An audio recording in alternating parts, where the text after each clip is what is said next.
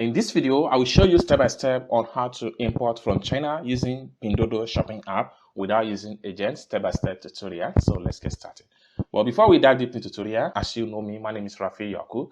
I'm an importer and a procurement coach. If you want me to procure a link on 1688, Taobao or Pinduoduo or iDoFish, or you want me to pay your Chinese supplier, or you want me to coach you step by step on how you too can be a procurement agent, consider to contact me on WhatsApp with the number in the description of this video.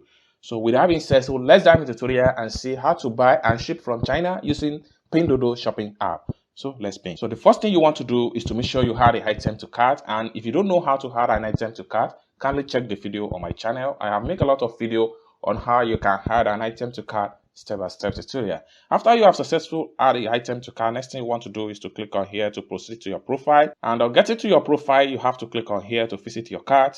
So right here, these are all the items I have in my cart. So I'm going to select the right one I'm going to purchase right away. So I'm going to purchase this one right here. I'm going to select this one also, and I'm going to purchase this. So I'm buying from different three seller right here. So once you are able to select all the items, next thing you want to do is to click on here to proceed to payment. So you're going to see the preview of the item you're going to purchase on the payment checkout right here. So next thing I'm going to do is to make sure I click on here to proceed to payment. Then I'm getting to this point here, I have to click on confirm, then enter my payment password. Boom. So you can see the payment has been done successful, just like what you see right here. So the next thing I'm going to do is to click on done right here.